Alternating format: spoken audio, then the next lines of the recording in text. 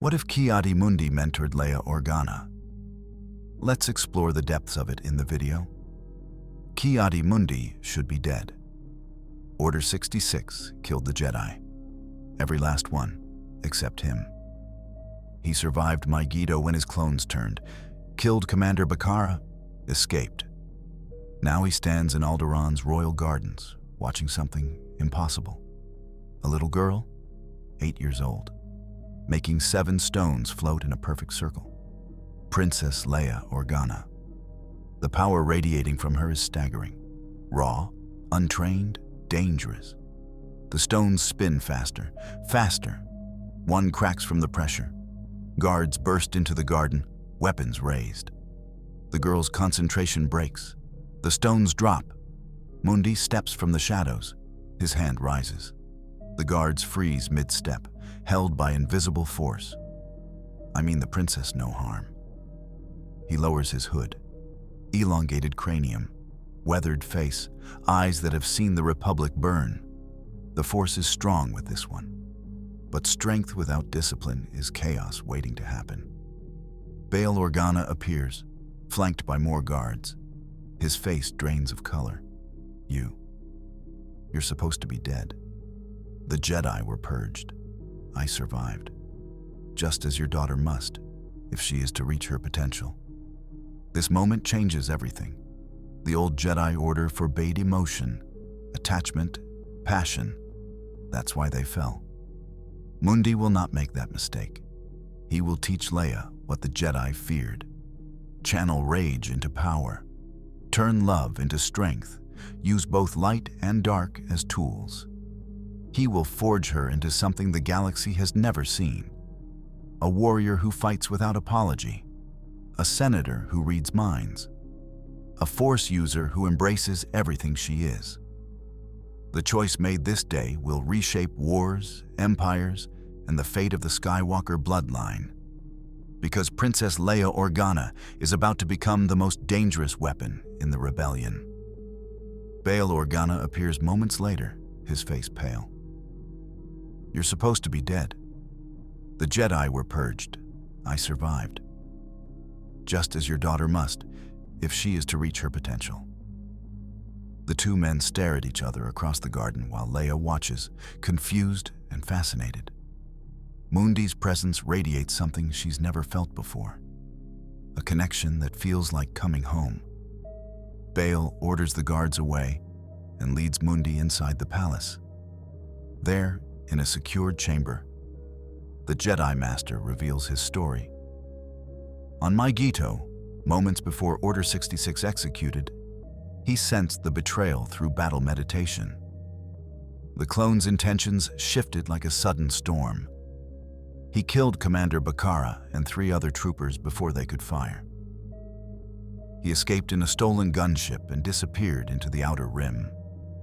For years he wandered, watching Force-sensitive children, waiting for the right one to train, not to rebuild the old order.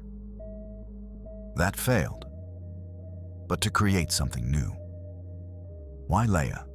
Bail asks. Because she is everything the old Jedi Order feared, and that makes her perfect. She loves deeply, feels passionately, and seeks power to protect those she cares about.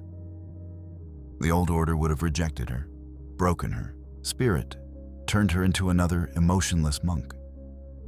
I will teach her to channel those emotions into strength.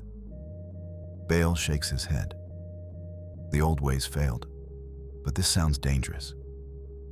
You're talking about walking a line between light and dark. Mundi's eyes narrow. There is no line. That is a lie the Jedi told themselves to feel superior. The Force simply is. It is our choices that define us, not our emotions. Your daughter will face a galaxy ruled by fear and oppression. She needs every tool to fight it, including the ones the Jedi were too afraid to use. The argument stretches into the night. But ultimately, Bail cannot deny the truth. Leia's powers are growing. She lifts objects when frightened. She knows when people lie. She senses danger before it arrives. Without training, she will either expose herself and be hunted by the Empire, or suppress her nature and become something hollow. Mundi offers a third path. Train her to be what the galaxy needs now. Not a monk in a temple, but a warrior in the Senate. A Force user who understands power and wields it wisely.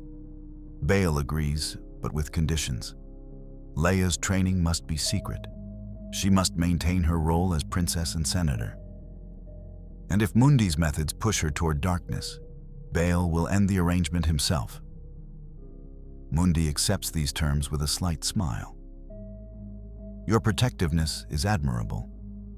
It is also exactly what I will teach her to harness. The next morning, Leia meets her new teacher in the palace's lower meditation chamber. She expects robes and ancient wisdom. Instead, Mundi wears practical clothing and carries a lightsaber openly at his belt.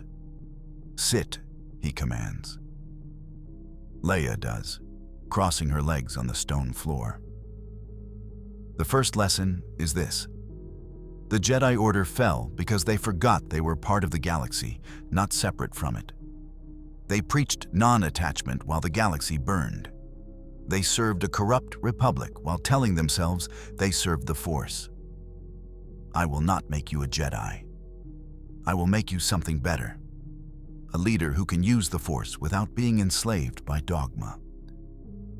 He ignites his lightsaber, the blue blade humming in the dim chamber. This weapon was once a symbol of peace. But peace is not the absence of conflict. It is the strength to end conflict decisively. The old Jedi hesitated to kill, even when killing would save millions. They chose the moral high ground and let others pay the price. You will learn to make harder choices. Leia stares at the blade, mesmerized. My father has soldiers. They make those choices. Why must I learn to kill? Because you are not a soldier. You are a Force user. The galaxy will expect you to be gentle, to be merciful, to forgive. And sometimes you will be those things. But other times, the galaxy will need you to be steel, to strike without hesitation, to do what others cannot. The training begins immediately. Unlike the old order's focus on meditation and forms, Mundi teaches Leia through action. They spend mornings in politics. Leia sits in on Senate sessions via hologram.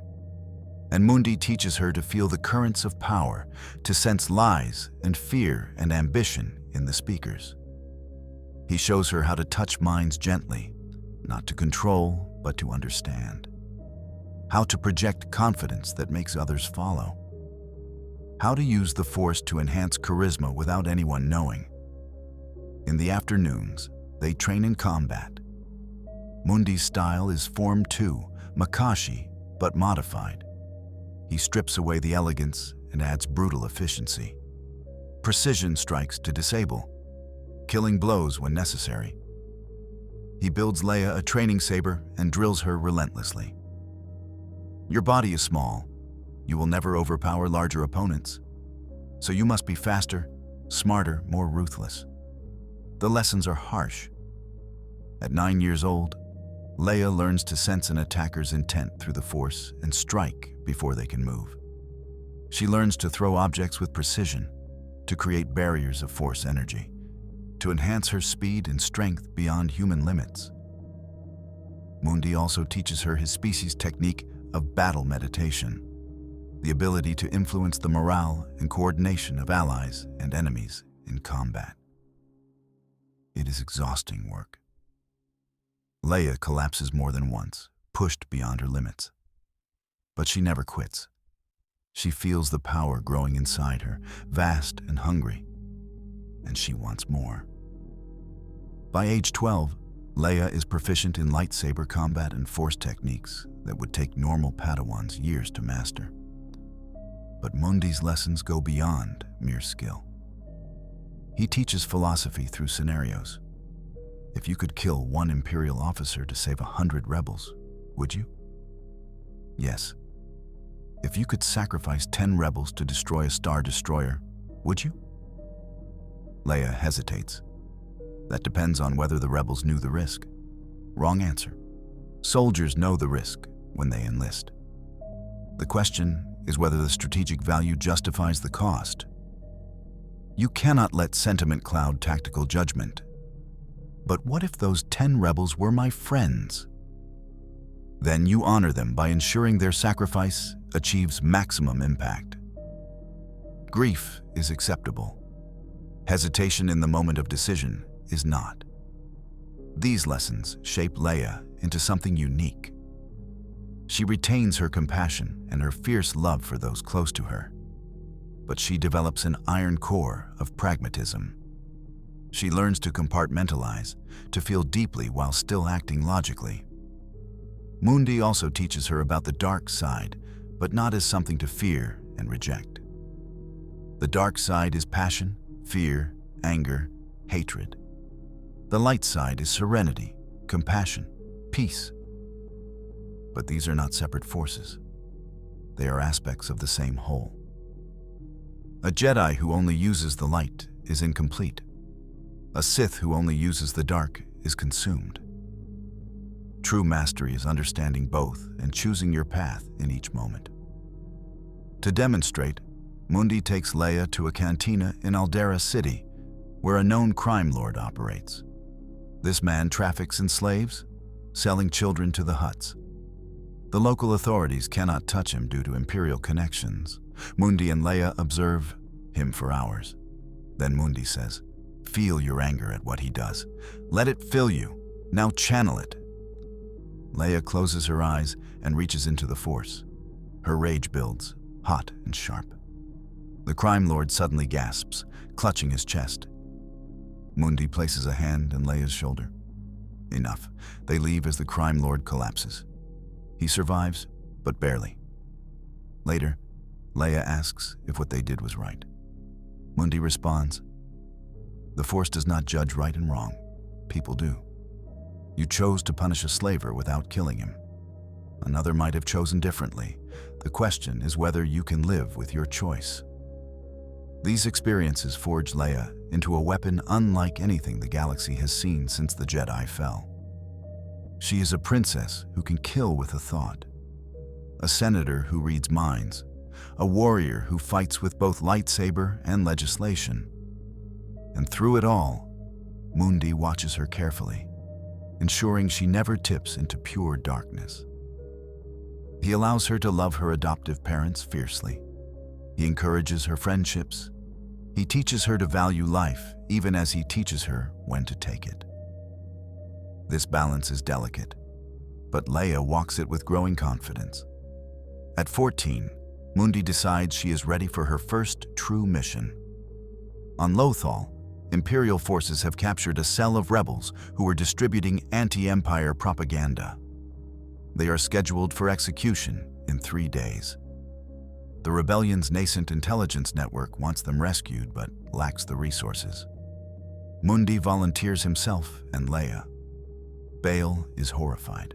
She's too young. She is younger than many Padawans during the Clone Wars and far more capable. This is not a debate. Bail wants to forbid it, but he sees the determination in his daughter's eyes. She wants this. She needs this. He relents, but makes Mundi promise to bring her back alive. They travel to Lothal on a civilian transport, posing as father and daughter seeking work in the factories. The cover holds. They rent a small room and begin reconnaissance. The rebels are held in an Imperial detention center on the city's outskirts, guarded by 24 stormtroopers and an officer corps. Mundi teaches Leia to observe patterns, guard rotations, supply deliveries, shift changes.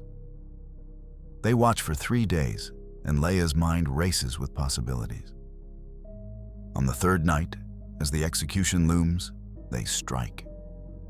Mundi and Leia approach the detention center at midnight. Leia reaches into the Force and touches the minds of the perimeter guards. "Sleep," she whispers through the Force. 2 guards slump at their posts. Mundi nods approvingly. They slip inside through a maintenance entrance. The interior is a maze of corridors and checkpoints, but Leia's Force senses guide them. She feels the prisoners below, their fear and desperation like a beacon. They descend into the detention level, and Mundi ignites his lightsaber.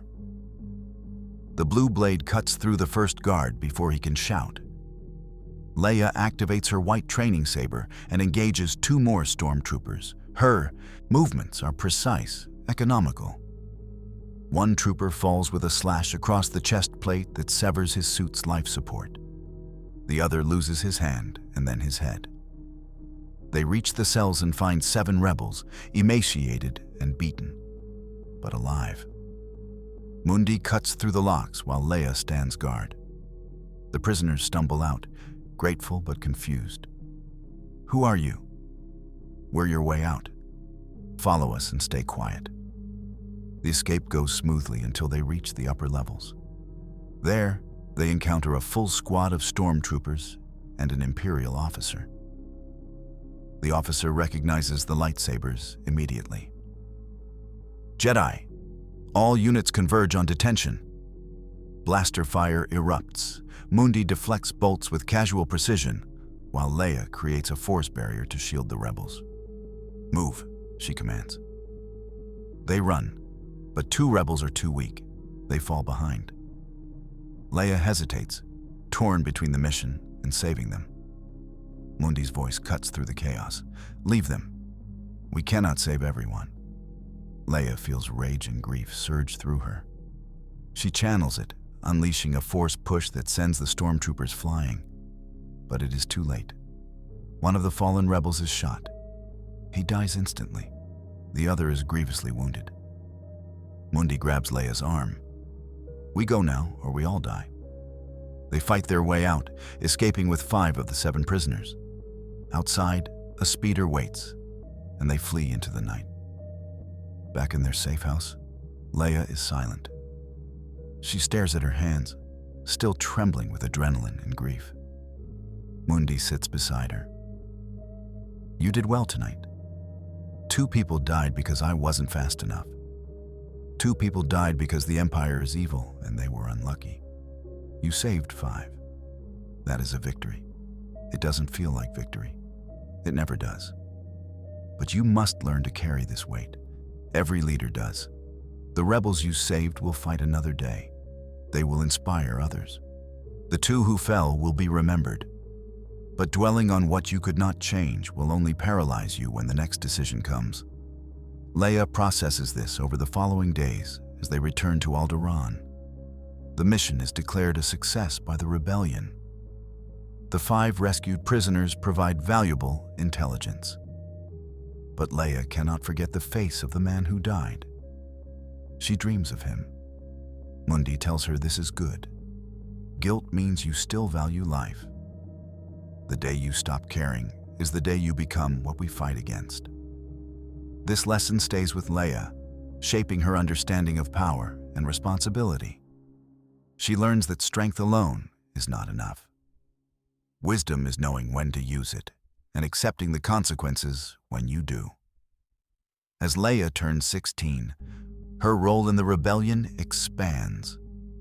She becomes a junior senator for Alderaan, using her position to build networks of sympathetic politicians. Mundi teaches her to use the Force subtly in these interactions. A gentle push to make someone reconsider. A sense of trustworthiness that makes informants open up. Reading surface thoughts to detect Imperial spies. She becomes invaluable to the rebellion's political wing, recruiting allies and securing resources. But Mundi also continues her combat training. He constructs a true lightsaber for her, not a training saber. The crystal is white, purified from a fallen Inquisitor's blade. It represents her unique path, neither Jedi nor Sith, but something in between.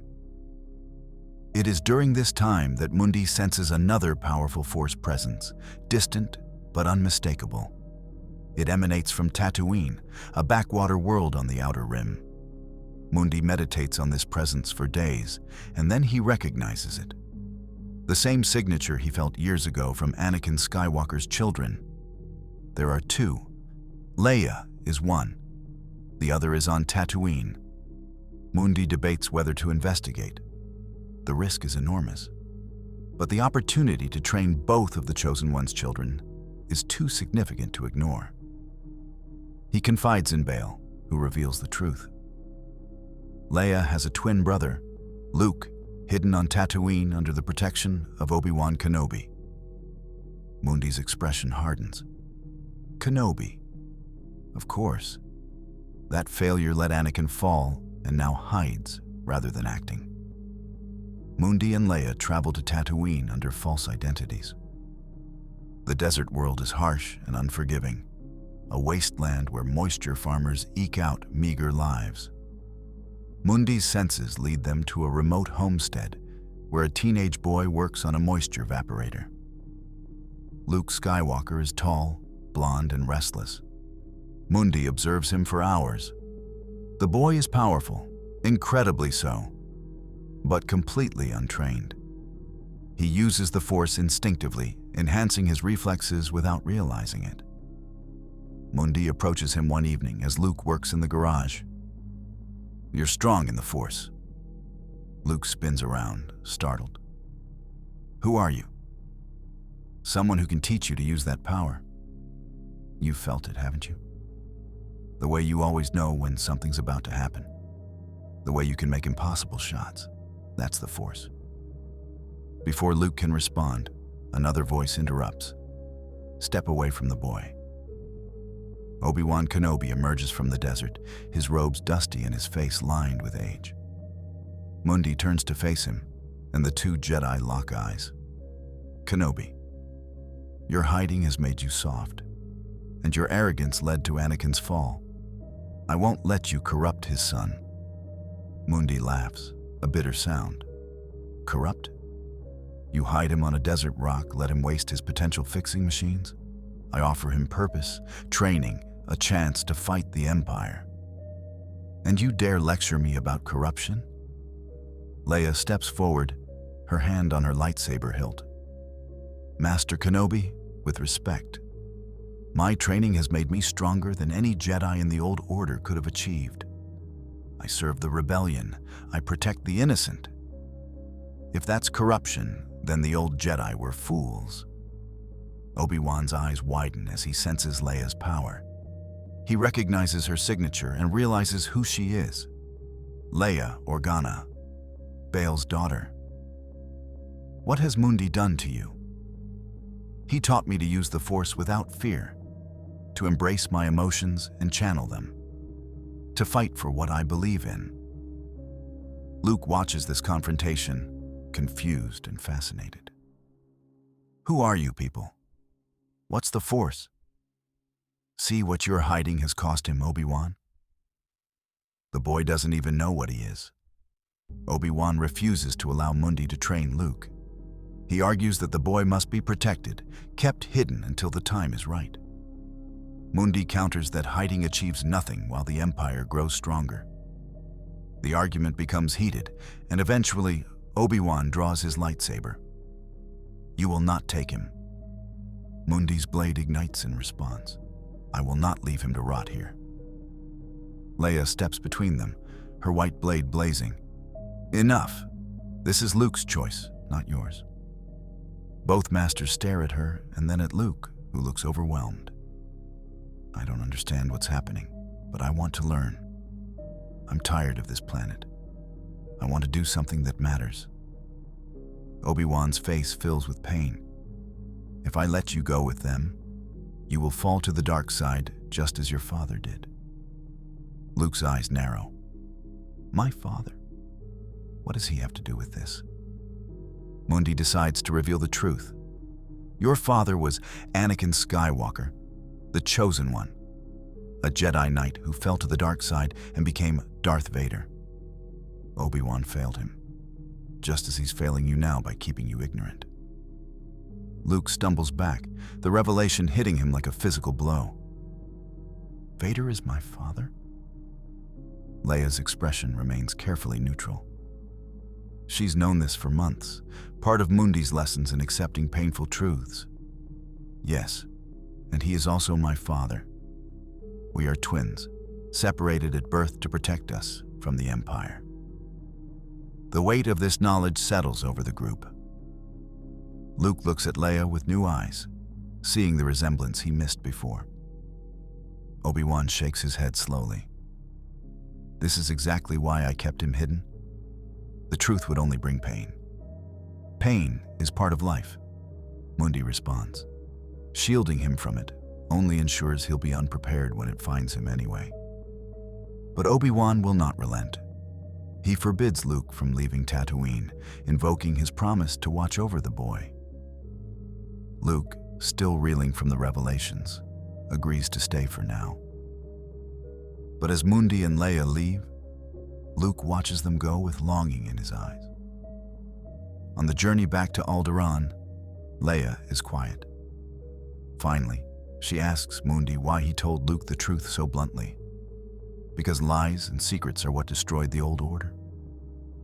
Luke deserved to know who he is and what he comes from. Now he can make an informed choice about his future. Do you think he'll join us? Eventually. The Force is strong in him. He will not remain on that desert forever. And what about Obi-Wan? The old fool will cling to his failures until they consume him. We must focus on what we can control. Over the following year, Leia continues to grow in power and influence. She becomes a full senator at 17, the youngest in Alderaan's history. Her speeches in the Imperial Senate are passionate and compelling. And though she cannot openly advocate for rebellion, she plants seeds of doubt about the Empire's legitimacy. Mundi teaches her to use the Force to amplify her words, to make her arguments resonate on a subconscious level. She becomes known as a firebrand, a young idealist who refuses to be silenced. The Empire tolerates her because she is useful, a symbol that dissent is allowed. They do not realize she is building a network that will eventually tear them apart. But this high profile makes her a target. Imperial Inquisitors, dark side Force users who hunt Jedi survivors, begin to take notice. Reports reach them of a senator who seems to know too much, who evades assassination attempts with impossible luck, who radiates an aura of power. The Grand Inquisitor himself decides to investigate. He travels to Alderaan during a diplomatic summit and observes Leia from afar. It takes him less than a day to confirm his suspicions. She is Force-sensitive and trained. He reports this to Darth Vader, who becomes intrigued. A new Force user operating openly under the Empire's nose. This requires personal attention. Vader dispatches 2 Inquisitors to capture Leia during her next off-world trip. She's traveling to Chandrila for a trade negotiation when they strike. The Inquisitors board her shuttle mid-flight, killing the pilots and crew. Leia senses them immediately and ignites her lightsaber. The first Inquisitor, a Twi'lek woman wielding a double-bladed spinning saber, attacks with vicious speed. Leia parries and counters, her form to precision against the Inquisitor's acrobatic style.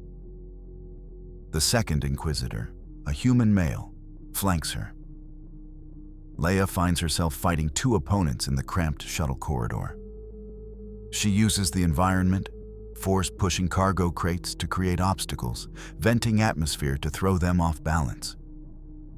The Twi'lek Inquisitor is skilled but reckless.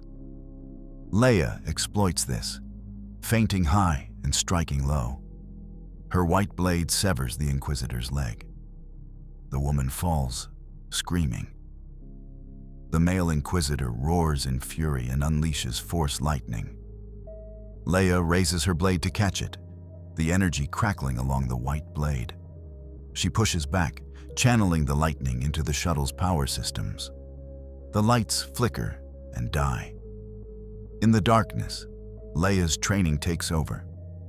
She senses the Inquisitor's position through the Force and strikes. Her blade pierces his chest. He collapses.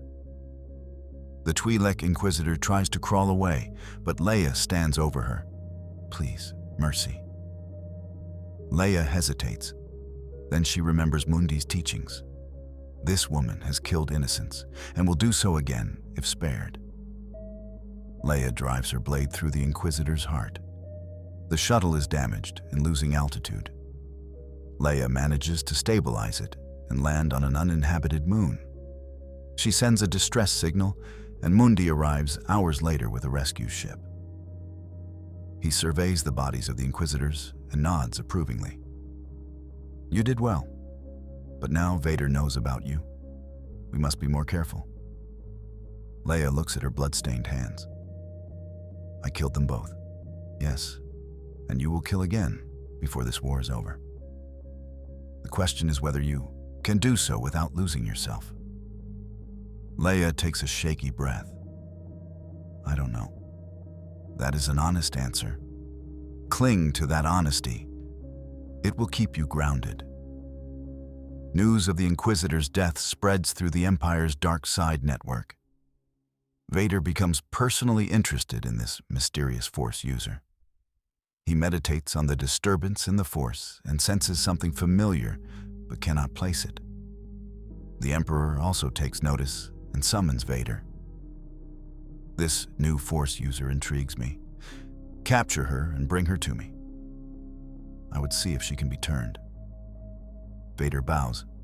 As you wish, my master. But privately, Vader is conflicted. The Force user's signature reminds him of someone, a presence he has not felt in years. It gnaws at him. On Alderaan, Mundi accelerates Leia's training. If Vader is hunting her, she must be ready to face him. They spar daily, and Mundi holds nothing back. He batters her defenses, testing her limits. You are powerful.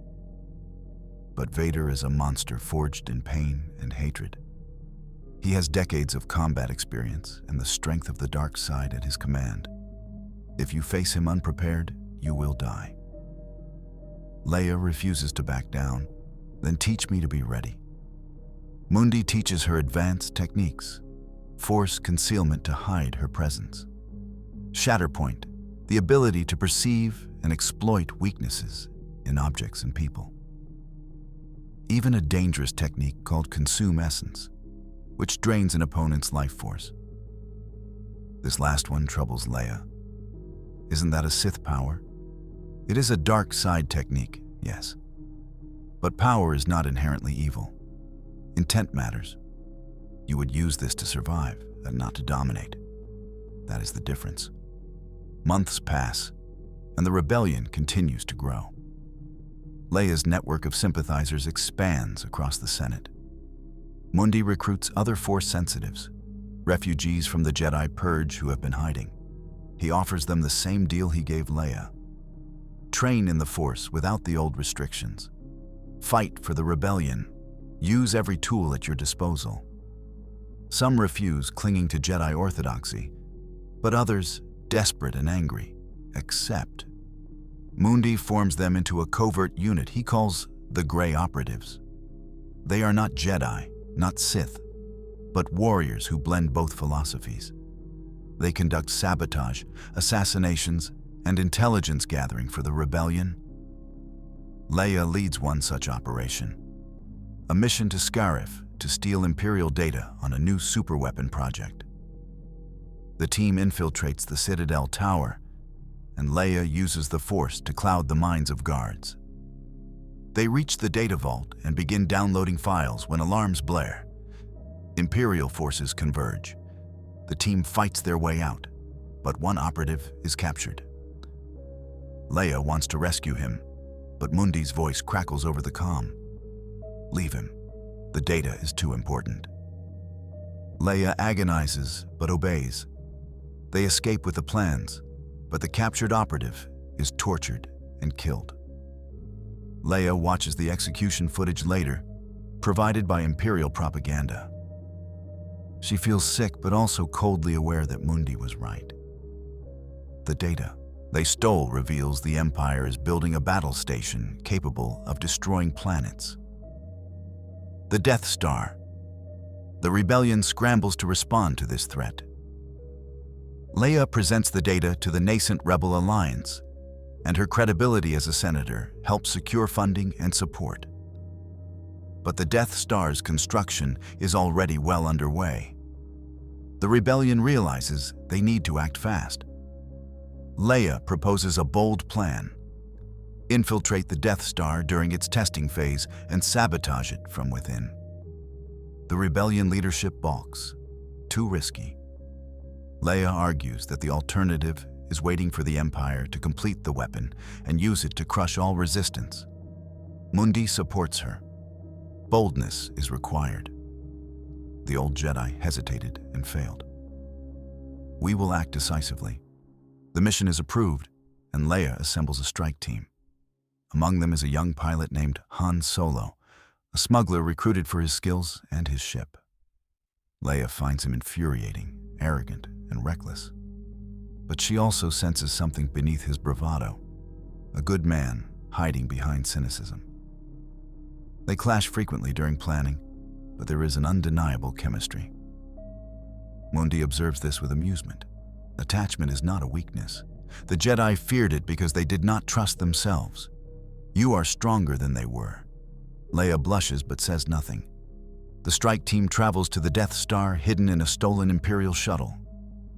They dock without incident, but the station is vast and heavily guarded. Leia uses the Force to navigate the maze of corridors, sensing the reactor's location. They plant explosives at key points, but before they can escape, they are discovered. Stormtroopers flood the area. The team fights desperately, and several members are killed. Han is wounded, and Leia drags him to cover. She unleashes a wave of Force energy that sends dozens of troopers flying. Han stares at her in shock. What the hell are you? Leia grins. Not just a princess. They retreat toward the shuttle, but their path is blocked by a towering figure in black armor. Darth Vader ignites his crimson lightsaber, and the temperature in the corridor seems to drop. The team freezes. Leia steps forward, her white blade blazing. Get to the shuttle, I'll handle him. Han protests, but Leia uses the Force to shove him toward the escape route. Go! Vader tilts his head, studying her. You are the one who killed my Inquisitors. Leia's heart pounds, but she keeps her voice steady. And you're the one who hunts children. I expected someone taller. Vader's breathing is the only sound for a moment. Then he attacks. The duel is brutal. Vader's strength is overwhelming, each strike designed to kill. Leia deflects and dodges, using her speed and agility to stay alive. She cannot match his power, so she focuses on precision. She targets his joints, his breathing apparatus, his cybernetics. Vader adapts, his experience allowing him to anticipate her moves. He force chokes her, lifting her off the ground. Leia gasps, clawing at her throat. Then she remembers Mundi's teachings. She channels her fear into anger and unleashes Force lightning. Vader releases her in surprise. The lightning does not harm him, but the fact that she used it at all gives him pause. You are untrained, yet powerful. Join me, and I will teach you the true strength of the dark side. Leia coughs, catching her breath. I'd rather die. Vader raises his blade for a killing blow, but Mundi appears from a side corridor. His lightsaber meets Vader's with a thunderous clash. Master Mundi, I thought you perished on Megiddo. Clearly, you thought wrong. Mundi and Vader duel, their styles a study in contrasts. Mundi's precise Form 2 against Vader's overwhelming Form 5. They are evenly matched, but Mundi is older and less powerful. He begins to tire. Leia recovers and joins the fight. Together, they drive Vader back. But the Dark Lord is relentless. He injures Mundi with a slash across the shoulder. Leia screams and unleashes everything she has. Force pushes, lightning, telekinetic attacks. Vader deflects most of it, but the sheer ferocity forces him to retreat. Leia and Mundi escape to the shuttle just as the explosives detonate. The Death Star shudders but does not explode. The sabotage only delays its completion by months. The team limps back to the rebel base, battered but alive. Mundi's injury is severe, and he spends weeks in a Bacta tank. During his recovery, he tells Leia she fought well. You faced Vader and survived. Few can claim that. But Leia feels like she failed. We didn't destroy the Death Star. We delayed it.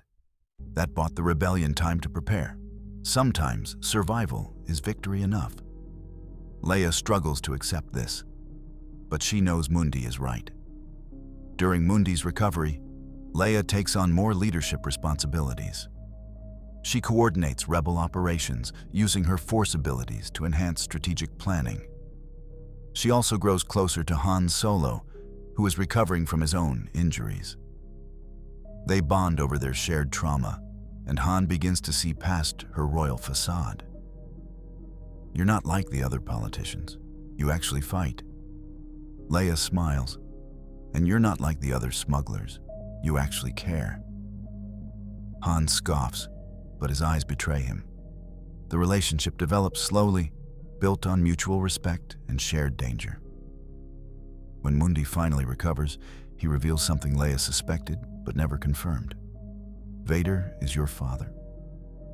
The words hang in the air. Leia's face hardens. I know. I've known for a while. I felt it when we fought. Mundi nods. The Force connects you. That connection can be a weakness or a strength. Use it wisely. Leia asks if Mundi believes Vader can be redeemed. Mundi is silent for a long moment. Anakin Skywalker is dead. What remains is a broken monster clinging to hate. But even monsters were once men. Whether redemption is possible, I do not know. What I do know is that you must be prepared to kill him if necessary. Leia swallows hard. I will. The Death Star is completed ahead of the Empire's revised schedule. Its first target is Alderaan, a symbolic strike to crush the rebellion's morale. Leia learns of this through her network just hours before the attack. She rushes to warn Bail and Breha, but there is not enough time to evacuate the entire planet. Mundi makes the agonizing decision. We save who we can and ensure the rebellion survives. Leia is torn between her duty and her love for her homeworld. Mundi places a hand on her shoulder. Your parents would want you to live and continue the fight. Leia evacuates with Bail, Breha, and a handful of key rebel leaders. From orbit, they watch as the Death Star's super laser fires. Alderaan explodes in a flash of light. Leia's grief is overwhelming. She feels the deaths of billions through the Force, a tidal wave of pain that nearly consumes her. She screams, and the Force ripples outward, shattering windows in the ship. Mundi holds her, his own grief controlled but present. Channel this. Do not let it destroy you. Use it to fuel your resolve. Leia sobs, but eventually, her tears turn to cold fury. I will make them pay. I will destroy the Empire and everyone who made this possible. Mundi's expression is grim. Good. Let that fury guide you. But do not let it consume you. Remember, you fight for justice, not vengeance. There is a difference. The destruction of Alderaan galvanizes the rebellion. Worlds that were sitting on the fence now join the cause. The Death Star, meant to inspire fear, instead inspires resistance. The rebellion acquires the complete Death Star plans, stolen by Rogue One operatives in a separate mission. Leia analyzes the plans and identifies the weakness, a thermal exhaust port that leads directly to the reactor. A single proton torpedo in the right spot can destroy the station.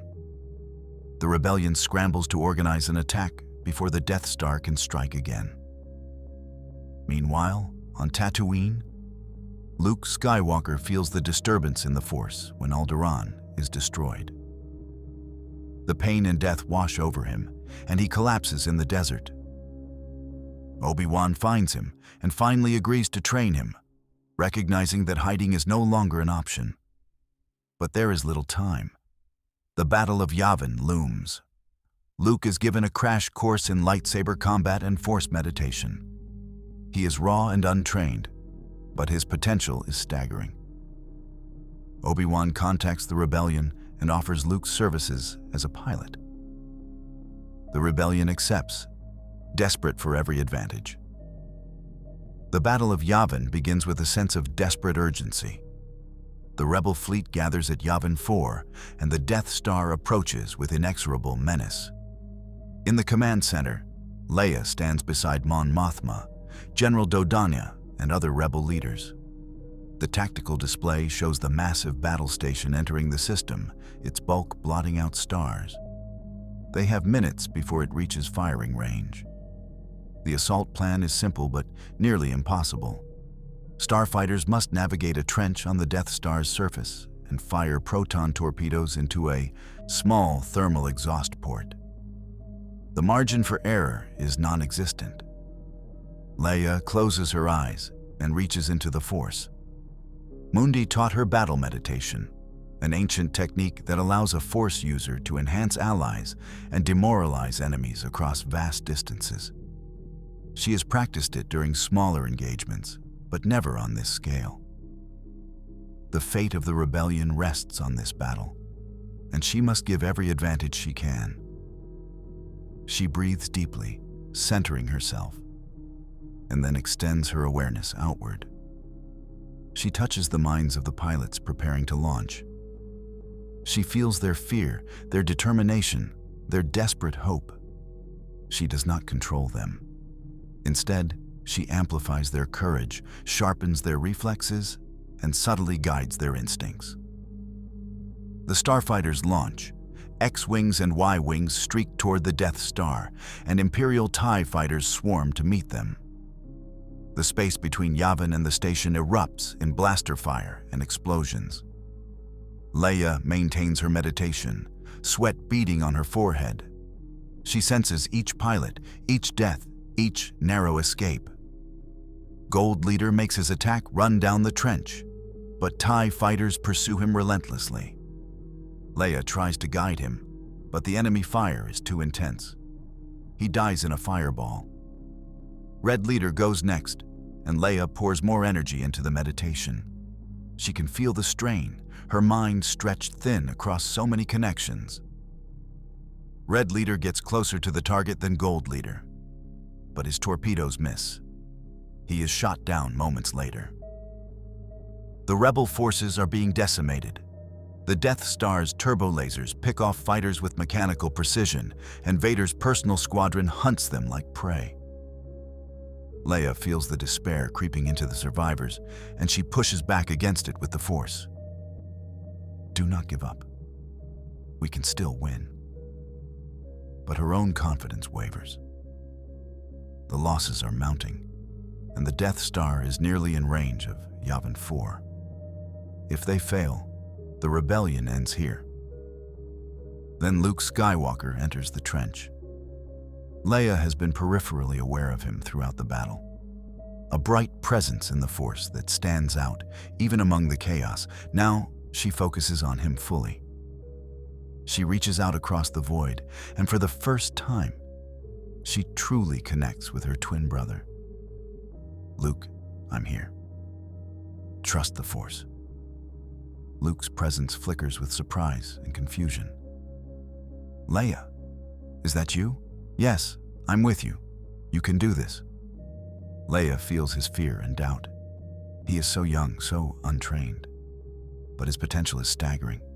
She pours her strength into him, bolstering his courage and sharpening his senses. Luke's X-Wing speeds down the trench, weaving through blaster fire. Behind him, Vader's TIE Advanced closes in, flanked by 2 wingmen. Vader's presence in the Force is a cold, suffocating weight. Leia feels it and recoils instinctively. But she does not let go of Luke. She keeps their connection strong, guiding him through the chaos.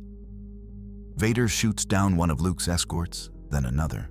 Luke is alone, and Vader lines up the killing shot. Leia feels the moment stretch out, and she screams through the Force, "No." At that instant, the Millennium Falcon drops out of nowhere. Han Solo at the controls. The smuggler fires on Vader's wingman, destroying one and causing the other to panic and veer into Vader's tie. Vader's fighter spins out of control, tumbling into space. Leia feels his rage and shock as he loses his lock on Luke. The path is clear. Luke now. Trust yourself. Luke closes his eyes and reaches into the Force.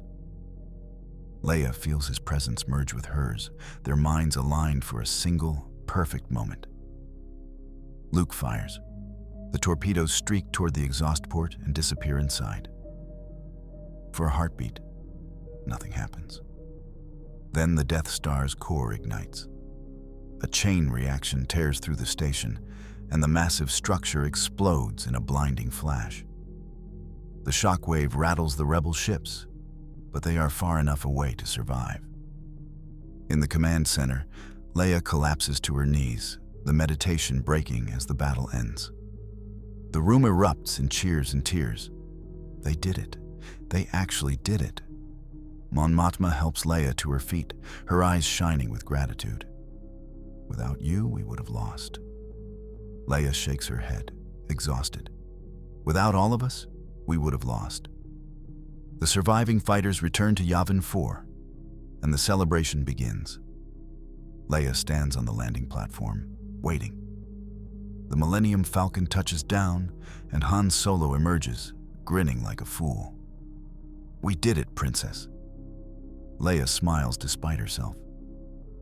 "You came back. I thought you were going to take your reward and run." Han shrugs.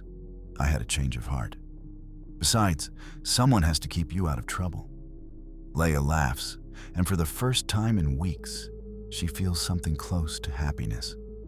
Then Luke's X-Wing lands, and Leia's breath catches. Her twin brother climbs out of the cockpit, his face flushed with adrenaline and relief.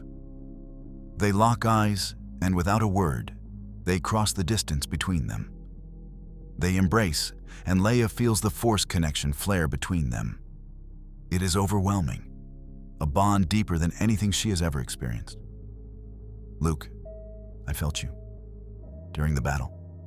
It was like we were one person." Luke nods, tears streaming down his face. "I felt it too. I've never felt anything like that before." Leia pulls back and looks at him. "We have so much to talk about." Obi-Wan Kenobi approaches, his expression a mix of pride and concern. He has been watching from the sidelines, and he sees what Leia has become. A powerful Force user, yes, but one who walks a dangerous line. He greets her formally. "Princess Leia, your battle meditation turned the tide. The rebellion owes you a great debt." Leia inclines her head. "Master Kenobi, I only did what Master Mundi taught me."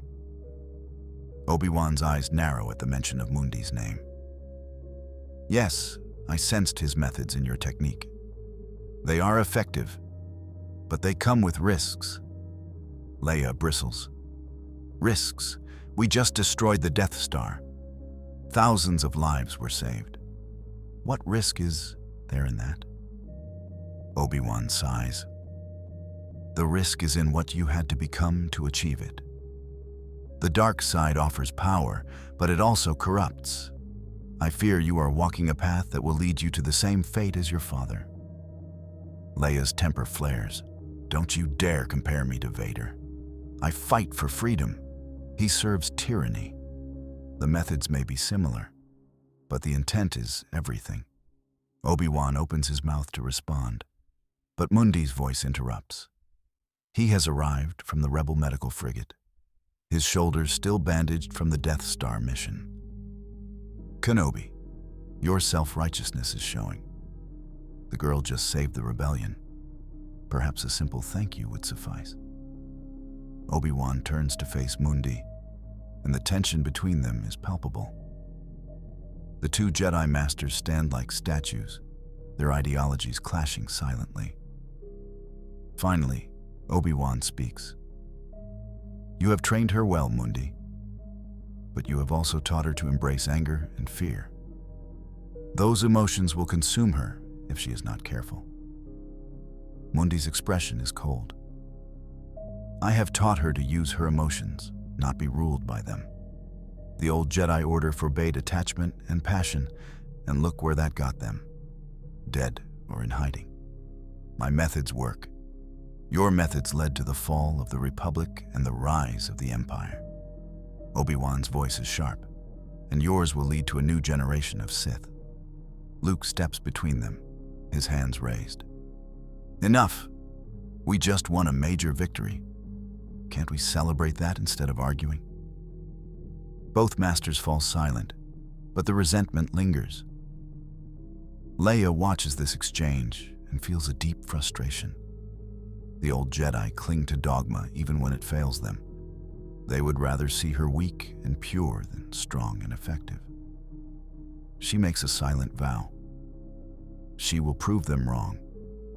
She will show the galaxy that there is another way to use the Force, one that does not require sacrificing humanity for the sake of ideology. The celebration continues into the night. Leia mingles with the rebel soldiers and pilots, accepting their thanks and congratulations. But her mind is elsewhere. She thinks of the power she felt during the battle meditation, the way she touched so many minds at once. It was intoxicating, and she wants more. She also thinks of Vader, spinning helplessly into space. Part of her hoped he died in the explosion, but she knows he survived. She can still feel his presence in the Force, distant but unmistakable. Their confrontation is inevitable. Over the following weeks, the rebellion regroups and consolidates its victory. The destruction of the Death Star has galvanized resistance movements across the galaxy. Worlds that were too afraid to oppose the Empire now openly defy it. The Rebel Alliance grows rapidly, and Leia finds herself at the center of it all.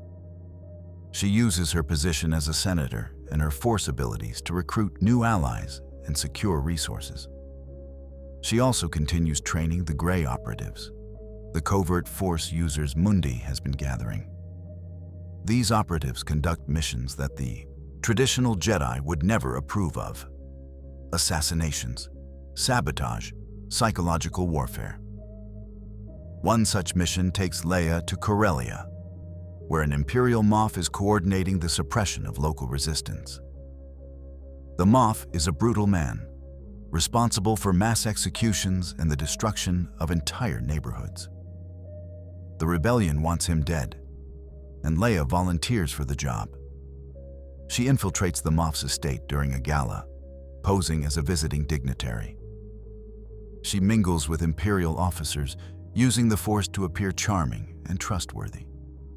The Moff takes an interest in her, and she plays along, laughing at his jokes and feigning admiration. When the gala ends, the Moff invites Leia to his private chambers. She accepts, and they are alone. The Moff pours 2 glasses of wine and hands one to Leia. He begins to make advances, and Leia allows it for a moment. Then, with a flick of her wrist, she uses the Force to lock the door. The Moff's expression shifts from lust to confusion. What are you doing? Leia sets down her glass and ignites her white lightsaber, delivering justice. The Moff stumbles back, reaching for a blaster, but Leia is faster. She cuts him down before he can fire a shot. She stands over his body, feeling nothing but cold satisfaction. She escapes the estate using the Force to cloud the minds of the guards, and she returns to the rebellion. The mission is a success, but it leaves her feeling hollow. She has killed before, but this was different. This was premeditated, calculated. She wonders if this is what Mundi meant by making hard choices. She confides in Luke, who has been training with both Mundi and Obi-Wan. Luke listens to her story and then asks, "Do you regret it?" Leia thinks for a long moment. No, that man was a monster. The galaxy's better off without him. But I don't like what I had to become to kill him. Luke places a hand on her shoulder. You did what needed to be done, but don't let it define you. Remember why you fight. Leia nods, but she is not entirely convinced. The line between justice and vengeance feels increasingly thin. She throws herself into her work, coordinating rebel operations and training new operatives. She also grows closer to Han Solo, who has stuck around despite his initial plan to leave. Han is unlike anyone she has ever met. He is brash, irreverent, and utterly fearless. He challenges her in ways no one else does, calling out her pretensions and making her laugh when she needs it most. Their relationship develops slowly, built on mutual respect and shared danger. Han does not have the Force, but he has instincts that rival any Jedi. He can read people, anticipate their moves, and improvise his way out of impossible situations. Leia admires these qualities, and she finds herself falling for him despite her better judgment. Mundi notices and teases her gently. The old Jedi would forbid this attachment. They would say it makes you weak, but I say it makes you stronger. Love is a powerful motivator. Use it wisely. Leia blushes, but does not deny her feelings. The Empire, meanwhile, is regrouping after the loss of the Death Star. Vader becomes obsessed with finding the rebel base and destroying the insurgency once and for all. He dispatches probe droids across the galaxy, and one eventually locates the rebels on Hoth. The Empire mobilizes a massive fleet, and Vader personally leads the assault. The rebels detect the incoming fleet and begin a frantic evacuation. Leia coordinates the effort, using her battle meditation to keep the soldiers focused and efficient. Transports launch one after another, escaping into hyperspace as Imperial Star Destroyers arrive in orbit. On the surface, the rebel defenses are overwhelmed. AT-AT walkers advance across the ice fields, their massive legs crushing everything in their path. Snow speeders attack them, but the armor is too thick. Leia is in the command center, directing the evacuation, when she feels a disturbance in the Force. Vader is here. She can sense his presence like a dark storm approaching. She looks at the tactical display and sees Imperial dropships landing near the base perimeter. Vader is leading a ground assault, and he is coming for her. Mundi, who has been coordinating the rearguard, contacts Leia via comlink. He's here, isn't he? Yes, I can feel him. Go. Get to the transports. I'll hold him off. Master, no. You can't face him alone. I'm not alone. I have the Force, and I have my duty. Now go, Leia. That's an order. Leia hesitates, torn between her loyalty to Mundi and her responsibility to the rebellion. Finally, she obeys. She runs to the hangar, where the last transports are preparing to launch. She boards one and watches through the viewport as the base grows distant. On the ice fields, Mundi stands alone, his lightsaber ignited. Around him, the wreckage of AT-ATs and snow speeders smolders. Imperial stormtroopers advance, but Mundi cuts them down with practiced efficiency. Then Vader appears, his black armor stark against the white snow. The two Jedi lock eyes, and Mundi smiles grimly. Lord Vader. It's been a long time. Vader's breathing is the only sound for a moment. Ki-Adi-Mundi. I thought the Clone Wars had claimed you. Not quite, though I suspect this will be our final meeting. They ignite their lightsabers and charge. The duel is fast and brutal. Mundi's Form 2 precision clashes with Vader's overwhelming Form 5 power. Mundi is older and less powerful than he once was, but his experience and skill allow him to hold his own. He targets Vader's cybernetics, exploiting weaknesses in the armor. But Vader is relentless, his strikes designed to kill. Mundi parries and counters, his blade flashing in the cold air. They fight across the ice, their movements a deadly dance. But Mundi knows he cannot win. Vader is too strong, too fueled by hatred. Mundi's goal is not victory, but delay. Every second he holds Vader here is another second for the transports to escape. He channels the Force, using every trick Mundi knows. He creates illusions to confuse Vader. He throws chunks of ice with telekinesis. He even attempts to drain Vader's strength with consume essence. But Vader's connection to the dark side is too deep. Finally, Vader corners Mundi against a damaged AT-AT. Mundi's breath comes in ragged gasps, his strength fading. You fought well, old friend, but this ends now. Vader raises his lightsaber for the killing blow. Mundi smile. Perhaps, but I die knowing I trained someone who will destroy you. Leia Organa will be your end, Vader. Mark my words. Vader hesitates for a fraction of a second, the name stirring something deep within him. Mundi seizes the moment and lunges, his blade aimed at Vader's chest. But Vader recovers and parries. With a brutal thrust, Vader impales Mundi through the heart. Mundi gasps, his eyes widening in pain. Then he falls to the ice, his lightsaber deactivating. Vader stands over the body, his breathing heavy. He feels a flicker of something. Regret? Respect? He does not know. He activates his comlink.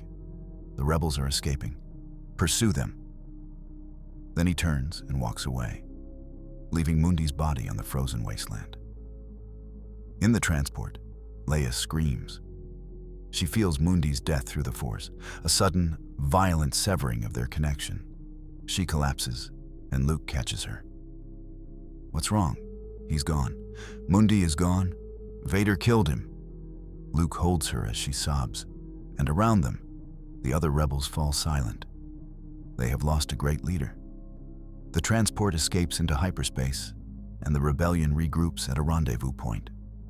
The loss of the Hoth base is a major blow, but the majority of the personnel and equipment were saved.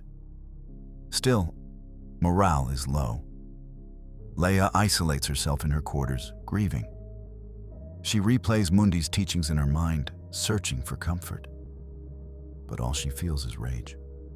Vader killed her master, the man who saved her and shaped her into who she is. She vows revenge. Luke tries to console her, but Leia pushes him away. I need to be alone. Days pass, and Leia emerges from her grief with a cold determination. She throws herself into planning the next phase of the war. The rebellion needs to strike back, to show the Empire that they are not defeated. Leia proposes a series of coordinated attacks on Imperial supply lines designed to stretch their forces thin. The plan is approved, and Leia leads several of these missions personally.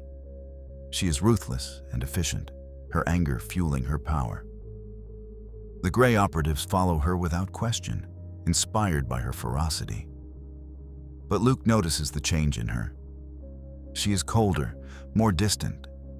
She uses the dark side more frequently, justifying it as necessary. Luke confronts her after one mission, where Leia killed a dozen Imperial officers in a brutal assault. Leia, you're scaring me. You're letting your anger control you. Leia's eyes flash. My anger is the only thing keeping me going. Mundi taught me to channel it, to use it. That's what I'm doing. This isn't what he taught you. He taught you balance. You're losing that. Leia turns away. You don't understand. You weren't there when he died. You didn't feel it. Luke's voice softens. You're right. I didn't. But I know Mundi wouldn't want you to become what you're fighting against. Leia does not respond, but Luke's words stay with her. She begins to question herself, to wonder if she's gone too far. She meditates, trying to find the balance Mundi spoke of. It is difficult. The dark side is seductive, and her rage is a constant companion. But she remembers Mundi's final words, transmitted through the Force before he died. Live, lead, finish what we started. She realizes that finishing what they started means more than just defeating the Empire. It means proving that a Force user can use both light and dark without being consumed. The rebellion receives intelligence that Han Solo, who was captured on Cloud City, is being held by Jabba the Hutt on Tatooine. Leia immediately begins planning a rescue. Luke, Lando Calrissian, Chewbacca, and the droids all volunteer. They infiltrate Jabba's palace using a combination of disguises and deception. Leia poses as the bounty hunter Boushh, delivering Chewbacca as a prisoner. Jabba is intrigued and accepts the delivery. That night, Leia sneaks into the throne room and unfreezes Han from the carbonite. He is weak and disoriented, but alive. Leia, is that you? Yes, I'm here. We're getting you out. But before they can escape, Jabba's guards capture them. Jabba laughs, a booming sound that echoes through the chamber. Foolish girl, did you think you could deceive me? Leia is thrown into the dungeon with Han, while Luke is brought before Jabba the next day. Luke attempts to negotiate, but Jabba refuses. He sentences them all to death, to be fed to the Sarlacc in the Great Pit of Carkoon. The next day, they are brought to the pit on Jabba's sail barge. Leia, now in the gold bikini Jabba forced her to wear, is chained to the Hutt's throne. She feels humiliated and furious, but she bides her time. Luke, Han, and Chewbacca are on a skiff above the Sarlacc, ready to be executed. Luke makes his move. He uses the Force to summon his lightsaber, hidden in R2-D2, and ignites it.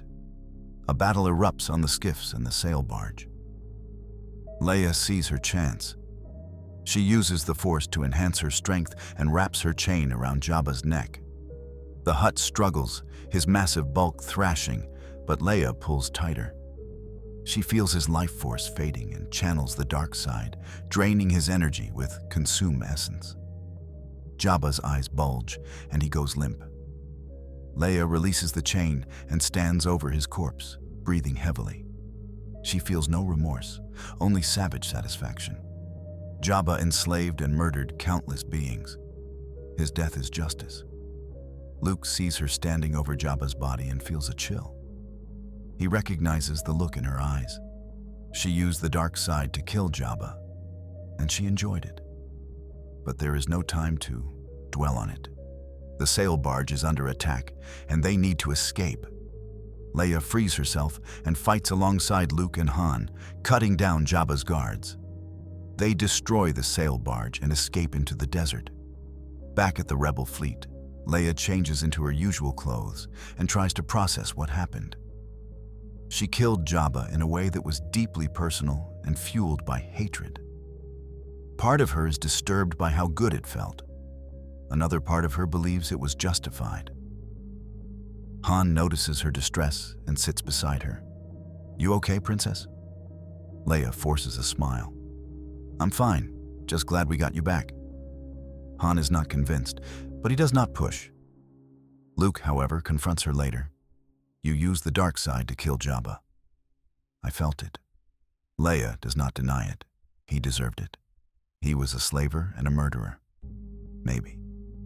But the way you killed him, it wasn't about justice. It was about revenge. Leia's temper flares. "And what's wrong with that? He hurt people I care about. He hurt you, Han, Chewie. Why shouldn't I make him suffer? Because that's what the Sith do. They use the dark side for personal gain, for revenge. The Jedi use the Force to protect others, not to satisfy their own anger." Leia laughs bitterly. "The Jedi are extinct, Luke. Their way failed. Mundi taught me a better way. Use the Force however you need to, as long as you're fighting for the right reasons. And you think killing Jabba the way you did was the right reason? Leia hesitates. Yes, I do. Luke shakes his head. I hope you're right. Because from where I'm standing, you're starting to look like our father. The accusation stings, and Leia storms off. But Luke's words haunt her. Is she becoming like Vader? She does not want to believe it, but the evidence is mounting. She uses the dark side frequently. She kills without hesitation. She feels satisfaction when her enemies suffer. These are not the traits of a hero. They are the traits of a tyrant. She meditates on this, trying to find clarity. Mundi's voice echoes in her mind. The Force does not choose sides. We do. Never forget which side you chose. Leia clings to this. She chose to fight for freedom, for justice. As long as she remembers that, she will not fall. The rebellion learns that the Empire is constructing a second Death Star above the forest moon of Endor. This station is even more powerful than the first, and the Emperor himself is overseeing its completion. The rebellion realizes this is a trap, designed to lure them into a final confrontation. But they have no choice. If the Death Star becomes operational, the rebellion is finished. A plan is formed. A strike team will land on Endor and disable the shield generator protecting the Death Star. Meanwhile, the rebel fleet will attack the station once the shields are down. Leia and Luke volunteer for the ground team. They are joined by Han, Chewbacca, and a small group of commandos. They travel to Endor in a stolen Imperial shuttle and land in the forest. The moon is covered in towering trees and thick underbrush. They begin their trek toward the shield generator, but they encounter Imperial scout troopers. A chase ensues on speeder bikes, weaving through the trees at breakneck speed. Leia uses the Force to enhance her reflexes, dodging branches and blaster fire. She takes down 2 scouts, but one escapes to alert the garrison. The team regroups and continues, but they are ambushed by Ewoks, the native species of Endor. The Ewoks initially capture them, but C-3PO convinces the tribe that the rebels are allies. The Ewoks agree to help, and they lead the team to the shield generator. But the facility is heavily guarded, with AT-STs and stormtroopers patrolling the perimeter. Leia and Luke scout the area, and Leia senses something troubling. Vader is here. On Endor, I can feel him. Luke nods. I feel him too, and I feel the Emperor. This is it, Leia. The final battle. Leia grips her lightsaber. Then we end this. Together. But Luke reveals his plan. I'm going to surrender to Vader and try to turn him back to the light. Leia is incredulous. After everything he's done, you think he can be redeemed? Luke's eyes are earnest. He's our father, Leia. There's still good in him. I know it. I felt it when we fought on Cloud City. Leia wants to argue, but she remembers the moment on Cloud City when she spared Vader. She felt that flicker of Anakin too. Maybe Luke is right, or maybe they are both fools. Regardless, she agrees to support him. Do what you must. But if he won't turn, we kill him. Agreed? Luke hesitates, then nods. Agreed. He surrenders to Imperial forces and is brought before Vader. The two have a tense conversation, and Vader takes Luke to the Death Star to face the Emperor. Meanwhile, Leia leads the assault on the shield generator. The battle is fierce. Stormtroopers and AT-STs attack, but the Ewoks fight with surprising ferocity. They use primitive weapons and traps to disable the walkers and overwhelm the troops. Leia coordinates the attack, using her battle meditation to enhance the Ewoks and rebels. She also fights on the front lines, her white lightsaber cutting through enemies. The battle rages for hours. Leia is everywhere, deflecting blaster bolts, destroying war machines, and rallying her troops. She channels both light and dark, using whatever is needed in the moment. She feels the lives being lost, both rebel and imperial, and she grieves for each one. But she does not hesitate. The mission is too important. Finally, the shield generator is destroyed in a massive explosion. The rebels cheer, but Leia feels a disturbance in the Force. Something is wrong. She looks up at the Death Star, visible through the trees, and senses Luke in terrible danger. On the Death Star, Luke faces the Emperor. Palpatine goads him into attacking, and Luke nearly succumbs to the dark side. He engages Vader in a brutal duel, his anger fueling his strikes. He overpowers Vader, cutting off his hand and standing over him with his lightsaber raised. But at the last moment, Luke throws down his weapon. "I am a Jedi, like my father before me." Palpatine sneers. "So be it, Jedi." He unleashes Force lightning, and Luke writhes in agony. Vader watches, torn between his loyalty to his master and his love for his son. Leia arrives at that moment, having commandeered a shuttle and flown to the Death Star. She infiltrates the throne room using the Force to cloak her presence. She sees Luke being tortured and Vader standing motionless. She ignites her lightsaber and steps forward. Palpatine stops his attack and turns to her, his yellow eyes gleaming with delight. "Ah, the other twin. I have been waiting to meet you. Your training with Mundi has made you delightfully unpredictable. Tell me, child, do you serve the light or the dark?" Leia's expression is defiant. "I serve neither. I serve the people who suffer under your tyranny, and I will end you." Palpatine laughs. "Foolish girl, you cannot defeat me." But Leia does not attack. Instead, she turns to Vader. "Father, I know you can hear me.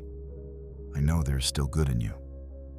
Luke believes it, and despite everything, so do I. Help us, please.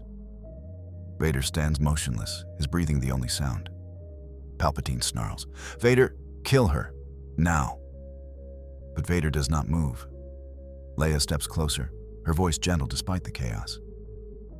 "You loved our mother, Padme Amidala. She believed in you, even at the end. She died believing there was still good in you. Don't let her sacrifice be for nothing. Don't let us die the way she did at the hands of someone who was supposed to protect us." Vader's hands tremble. He looks at Luke, broken and dying on the floor. Then at Leia, standing defiant yet pleading. And in that moment, the mask cracks. Anakin Skywalker awakens. Images flash through his mind. Padme smiling, his children being born, the moment he chose the dark side and lost everything. He turns to Palpatine, and his voice is different, softer, human. "No." The Emperor's eyes widen in shock. "What did you say?" "I said no. I will not kill my children." Palpatine's face contorts with rage. "Then you will die with them." He unleashes a torrent of Force lightning at Vader. The energy tears through Vader's cybernetics, causing sparks and smoke to erupt from his armor. But Vader does not fall. He walks forward, step by agonizing step, and grabs Palpatine by the throat. The Emperor screams, unleashing more lightning, but Vader holds on. With the last of his strength, Anakin lifts Palpatine and throws him into the reactor shaft. The Emperor's scream echoes as he falls into the abyss. Anakin collapses, his systems failing. Smoke rises from his armor, and his breathing is erratic. Leia and Luke rush to his side. Luke removes the helmet, revealing Anakin's scarred, pale face. He looks at his children with eyes full of pain and regret. "Luke, Leia, I'm so sorry for everything I've done, for the monster I became." Leia's tears fall freely. "You saved us. You came back. That's all that matters."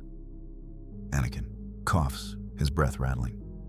"Your mother, she would be so proud of you both. You've become everything she hoped for. Luke grips his father's hand. Come with us. We can save you. Anakin shakes his head weakly. No. My life support is gone. I'm dying. But I'm glad I got to see you both. To know that I wasn't completely lost. Leia leans down and kisses his forehead. You weren't. You were always our father. Even when you couldn't see it yourself. Anakin smiles. A faint expression. Tell the galaxy that Anakin Skywalker died a Jedi. His eyes close and his breathing stops. Luke and Leia hold each other, sobbing over their father's body. But there is no time to grieve. The Death Star is collapsing around them. Leia and Luke carry Anakin's body to a shuttle and escape moments before the reactor explodes. The Rebel fleet, having destroyed the station's defenses, watches as the second Death Star is consumed in fire. Cheers erupt across the comm channels. The Emperor is dead. Vader is dead. The Empire has fallen. But on the shuttle, Leia and Luke sit in silence, mourning the father they barely knew and the man he could have been. The galaxy erupts in celebration. On Endor, the Ewoks dance around bonfires and the rebels embrace. On Coruscant, citizens tear down statues of Palpatine and storm Imperial facilities. On 1,000 worlds, people rejoice in their newfound freedom. But Leia feels no joy. She stands apart from the celebrations, staring at the pyre where they burned Anakin's armor. Luke joins her, and they watch the flames together. He was a good man once, before the dark side consumed him. Leia nods. Mundi used to say that the dark side doesn't create monsters. It reveals them. But I think he was wrong. I think the dark side took a good man and broke him. And we almost ended up the same way. Luke looks at her. But we didn't. We chose differently. We used the dark side when we had to. But we didn't let it define us. Leia is not entirely convinced. We came close, though. Too close. I've done things I'm not proud of. Killed people who probably didn't deserve it. Used fear and anger more than I should have. If Mundi were here, he'd probably tell me I did what was necessary.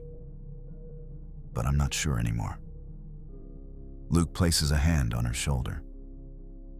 Then we spend the rest of our lives figuring it out. We rebuild the galaxy and try to do better. That's all we can do. In the months that follow, the new republic is formed. Leia is offered the position of chancellor, but she declines. She has seen too much of politics and corruption. Instead, she proposes a new model, a government that is decentralized and accountable, with strong checks on power. She also refuses to let Force users control the government, remembering the mistakes of the old Jedi Order. Instead, she founds the Grey Order, a new organization of Force users who serve the Republic without being part of it. They are advisors, peacekeepers, and warriors. But they do not rule. The Grey Order is built on Mundi's teachings. Emotions are not forbidden, but channeled. Attachments are encouraged as sources of strength. The dark side is not rejected, but understood and used carefully. Members of the Grey Order marry, have families, and engage with the galaxy. They are not monks in ivory towers, but active participants in society. Luke, inspired by Leia's work, but still drawn to the traditional Jedi philosophy, decides to rebuild the Jedi Order along more orthodox lines. He travels the galaxy, seeking out Force-sensitive individuals and training them in the ways of the light. His Jedi are compassionate and selfless, dedicated to peace and justice without political entanglement. The two philosophies coexist, sometimes in tension, but always in mutual respect. Leia and Luke argue frequently about the nature of the Force and the best way to train new generations. But they also support each other, recognizing that both approaches have value. The galaxy benefits from this diversity. Some Force users thrive under the Grey Order's pragmatic approach, while others find meaning in the Jedi's contemplative discipline.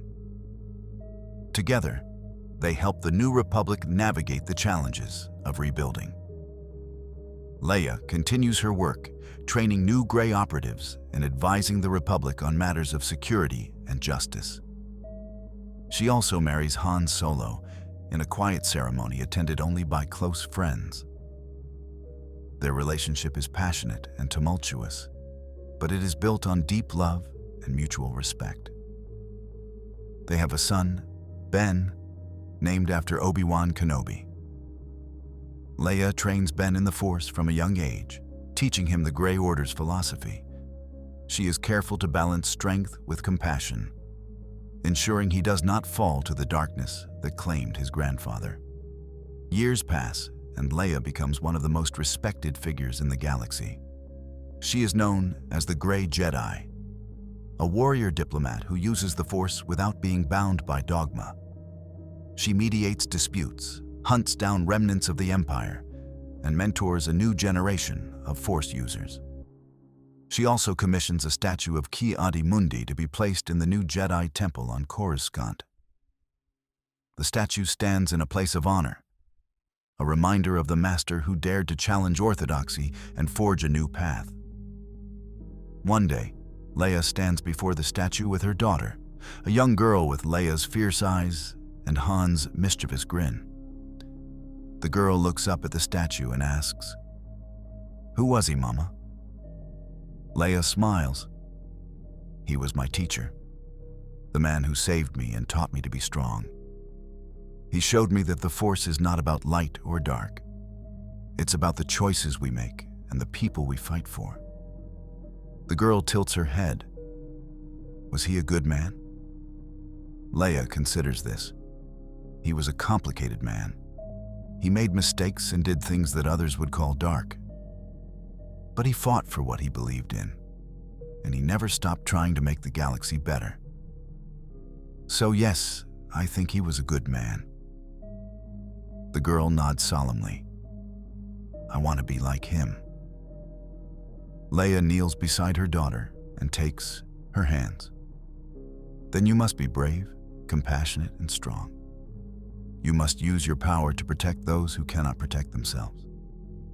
And you must never forget that the Force is a tool. It does not control you. You control it. The girl smiles. I will, Mama, I promise. Leia pulls her daughter into a hug, and they stand together before the statue. Around them, the temple bustles with activity. Jedi and Grey operatives train side by side, their differences set aside in pursuit of a common goal: peace and justice for all. In the skies above Coruscant, the New Republic's banner flies proudly. The galaxy is not perfect. There are still conflicts, still injustices. But it is better than it was. And Leia knows that as long as people like her, like Luke, like the new generation of Force users continue to fight, it will keep getting better. She thinks of Mundi and the lessons he taught her. She thinks of Anakin and the redemption he found in his final moments. She thinks of all the sacrifices that brought them to this point. And she vows to honor those sacrifices by building a galaxy worthy of them. That's our theory. The Star Wars universe is a galaxy filled with exciting stories and possibilities, and we love exploring them. If you want to accompany us on this journey to a galaxy far, far away, then please like, share, and subscribe to our channel. The rebellion erupts in celebration. Leia and Luke finally meet in person after the battle. They embrace, siblings reunited. Luke is awed by Leia's presence and her obvious mastery of the Force. You're incredible. I felt your strength during the battle. Leia smiles. And you're everything Master Mundi said you'd be. We have so much to talk about. Obi-Wan joins them, his expression conflicted. He sees what Leia has become and fears she is too close to darkness. But he also cannot deny her effectiveness. Mundi approaches, and the two old Jedi face each other again. You trained him well, Kenobi? In 3 days, you gave him enough skill to destroy the Death Star. Imagine what he could achieve with proper training. Obi-Wan's jaw tightens.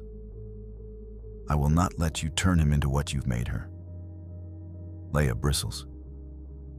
I am not a thing to be discussed, Master Kenobi. I am a warrior, a leader, and a Force user who has saved countless lives. If that makes me dark in your eyes, then perhaps your eyes are blind. The tension is palpable, but Luke steps between them. Enough. We just won a major victory. Can't we celebrate that? Mundi and Obi-Wan agree to an uneasy truce. Over the following weeks, they debate Luke's training. Obi-Wan wants to take him to Dagobah to train with Yoda, the last Jedi Grandmaster. Mundi argues that Luke should train with him and Leia, learning a more practical approach. Luke is caught in the middle, uncertain which path to follow. Ultimately, Luke decides to train with both. He spends time with Obi-Wan learning traditional Jedi techniques and philosophy. Then he trains with Mundi and Leia, learning combat applications and Grey Force techniques. This dual education gives Luke a unique perspective. He sees the value in both approaches and begins to forge his own path. But the uneasy peace does not last. The Empire strikes back with a vengeance. Vader, having survived the Death Star's destruction, becomes obsessed with finding the rebel base. He eventually locates it on Hoth and launches a full-scale invasion. The Battle of Hoth is a disaster for the rebellion. Imperial AT-ATs overwhelm the defenses, and the rebels are forced to evacuate. Leia coordinates the evacuation, using her battle meditation to maximize the number of transports that escape. Mundi leads a rearguard action, holding off Imperial forces while the last ships lift off. But Vader is on the ground, leading the assault personally. He cuts through rebel soldiers, unstoppable. Mundi confronts him on the ice fields. Their duel is brief but intense. Mundi knows he cannot win, but he can buy time. He fights with everything he has, using every trick and technique he knows.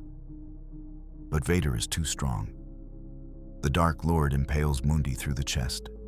As Mundi falls, Leia feels his death through the Force. She screams, and the transport she is on shudders from the Force backlash.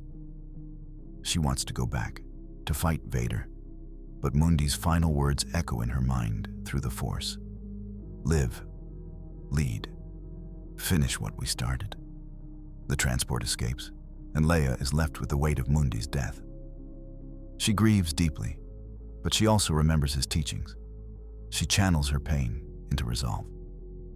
At Mundi's funeral, held on a remote rebel outpost, Leia delivers a eulogy. Master Mundi taught me that the Force is a tool, not a religion. That emotions are strength, not weakness. That a leader must be willing to make hard choices and live with the consequences. He saved my life more times than I can count. Now it is my responsibility to honor his memory by continuing his work. Luke, also grieving, finds Leia afterward. They comfort each other, and Luke reveals that Obi-Wan told him about their father. Leia nods. I've known for years. Mundi believed knowledge is power. Ignorance is just another cage. Luke struggles with the revelation. How do you deal with it? Knowing that the man who destroyed Alderaan, who killed Mundi, is our father? Leia's expression is cold. He is not our father. Anakin Skywalker died when he became Vader. What remains is a monster, and monsters must be put down. But despite her words, Leia feels a lingering connection to Vader through the Force. She senses his pain, his self-loathing, his desperate clinging to the dark side. Part of her wonders if Mundi was wrong, if redemption is possible. But she buries that thought. The Empire's hunt for the rebels intensifies. Leia, Luke, Han and a small team flee to Cloud City on Bespin, seeking refuge. But Vader has set a trap. He captures Han and freezes him in carbonite, intending to use him as bait for Luke and Leia. The siblings confront Vader in the carbon-freezing chamber. Vader's presence is overwhelming, but they stand together. Impressive. You have both grown strong, but you are still no match for me. Leia ignites her white lightsaber. We'll see about that. The duel is 3 against 1, with Luke and Leia attacking in tandem while their allies provide covering fire. But Vader is a master duelist. He parries their strikes and counters with devastating force. He injures Luke with a slash across the arm, then force chokes Leia. Luke, enraged, channels the dark side and attacks with renewed fury. His strikes force Vader back, but the Dark Lord recognizes the signs. Good. Use your anger. It makes you powerful. Leia, still choking, realizes Vader is trying to turn them. She reaches into the Force and uses Shatterpoint, the technique Mundi taught her. She perceives Vader's mechanical components and targets them. Her Force push ruptures a joint in his armor, and he releases her. Vader staggers, surprised. You fight like Mundi. He taught you well, but he also taught you the path to darkness. Join me, and together we can rule the galaxy as father, son, and daughter. Leia coughs, catching her breath. I'd rather die. Vader's voice is almost regretful. Then you will. He unleashes Force Lightning, a power he rarely uses due to his cybernetics. The lightning arcs toward Leia, but Luke throws himself in front of her. Taking the full force of the attack, he screams, convulsing. Leia's rage explodes. She channels everything Mundi taught her, reaching into the dark side without reservation. She attacks Vader with a ferocity that drives him to the edge of the platform. Her strikes are wild but powerful, fueled by desperation and love for her brother. Vader parries, but he is off balance. Leia sees an opening and takes it. Her lightsaber slashes across his chest plate, cutting through wires and circuits. Vader's breathing becomes labored, and he stumbles. For the first time, Leia sees fear in his stance. She raises her blade for a killing blow, but hesitates. Vader's voice is a mechanical rasp. Do it. End this. Leia stares into his mask, and through the Force, she feels his torment. The years of pain, the self-hatred, the flicker of Anakin Skywalker buried deep within. She lowers her blade. No, I'm not like you. I won't kill a defeated enemy. Vader is silent. Then he activates his comm. Stormtroopers, converge on my position. Leia grabs Luke and flees. They escape Cloud City with the help of Lando Calrissian, but Han remains in Vader's custody. On the Rebel medical frigate, Leia tends to Luke's injuries while grappling with her decision. She spared Vader, and now Han is gone. Did she make the right choice? Luke, recovering, tells her she did. You showed mercy. That's what separates us from them. Leia is not convinced. Mundi taught me that mercy to the cruel is cruelty to the innocent. By sparing Vader, I endangered everyone he'll harm in the future. Luke places a hand on hers. Or you gave him a chance to choose a different path. Maybe redemption is possible. Maybe our father can be saved. Leia wants to believe him, but doubt gnaws at her. The rebellion spends the following months regrouping and planning to rescue Han. Leia throws herself into the effort, coordinating intelligence gathering and recruitment. She also continues training the Grey Operatives, Mundi's legacy. These Force users conduct missions across the galaxy, sabotaging Imperial installations and assassinating key officers. Leia leads several of these missions personally, her reputation as a warrior growing. But she also struggles with the darkness inside her. Without Mundi's guidance, she fears she will lose herself. Luke tries to help, but his Jedi training conflicts with Mundi's teachings. They argue frequently about the nature of the Force and the role of emotions. Eventually, they rescue Han from Jabba's palace on Tatooine. The mission is chaotic, involving Leia posing as a bounty hunter, Luke facing a Rancor, and a pitched battle on Jabba's sail barge. Leia kills Jabba herself, strangling him with the chain he used to enslave her. The act is both liberating and disturbing. She feels no remorse, only satisfaction. Luke notices this and worries. After the rescue, the rebellion learns that the Empire is constructing a second Death Star above Endor. This station is even more powerful than the first, and the Emperor himself is overseeing its completion. The rebellion realizes this is a trap, designed to lure them into a final confrontation. But they have no choice. If the Death Star becomes operational, the rebellion is finished. Leia and Luke volunteer for the ground team to disable the shield generator on Endor. During the mission, they encounter Imperial scouts and a tribe of Ewoks. The Ewoks initially capture them, but eventually become allies. While preparing for the battle, Leia reveals to Luke that she senses Vader nearby. He's here, on Endor. I can feel him. Luke nods. I feel him too, and I feel the Emperor. This is it, Leia. The final battle. Leia grips her lightsaber. Then we end this. Together. Luke agrees, but he also reveals his plan. I'm going to try to turn Vader back to the light. Leia is incredulous. After everything he's done, you think he can be redeemed? Luke's eyes are earnest. I have to try. He's our father. There's still good in him. I know it. Leia wants to argue, but she remembers the moment on Cloud City when she spared Vader. She felt that flicker of Anakin too. Maybe Luke is right, or maybe they are both fools.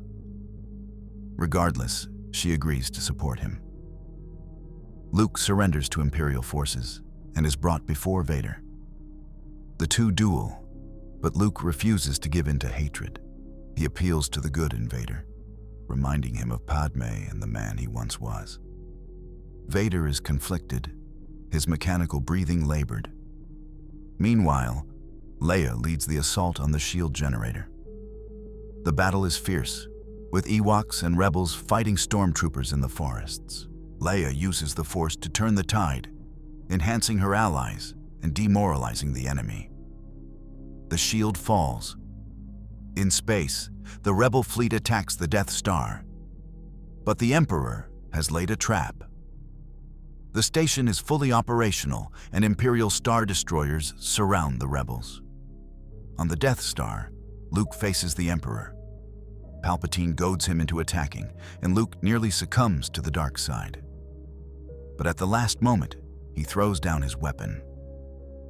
I am a Jedi, like my father before me. Palpatine sneers. So be it, Jedi. He unleashes Force lightning, and Luke writhes in agony. Vader watches, torn. The Emperor commands him to finish Luke, but Vader hesitates. Then Leia arrives, having infiltrated the Death Star to support her brother. She ignites her white lightsaber and stands between Luke and the Emperor. Palpatine laughs. Ah, the other twin. I have been waiting to meet you. Your training with Mundi has made you delightfully unpredictable. Tell me, child, do you serve the light or the dark? Leia's expression is defiant. I serve neither. I serve the people who suffer under your tyranny, and I will end you. Palpatine's laughter grows. Foolish girl, you cannot defeat me. But Leia does not attack. Instead, she turns to Vader. Father, I know you can hear me. I know there is still good in you. Luke believes it, and so do I. Help us, please. Vader stands motionless, his breathing the only sound. Palpatine snarls. Vader, kill her, now. But Vader does not move. Leia steps closer, her voice gentle despite the chaos. You loved our mother. She believed in you, even at the end. Don't let her sacrifice be for nothing. Don't let us die the way she did, at the hands of someone who was supposed to protect us. Vader's hands tremble.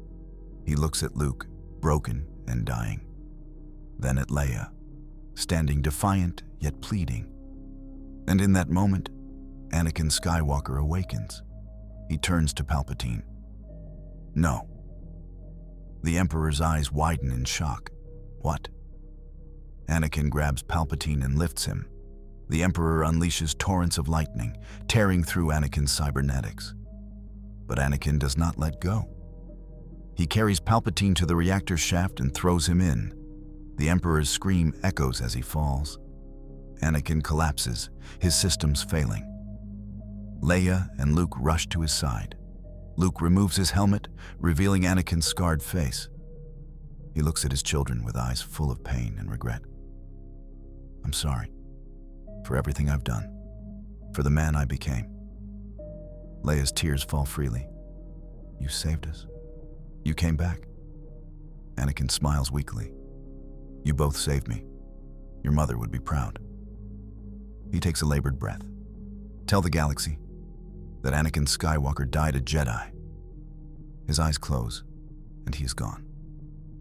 Leia and Luke grieve, but there is no time. The Death Star is collapsing. They escape with their father's body and rejoin the rebel fleet. The Battle of Endor ends in victory.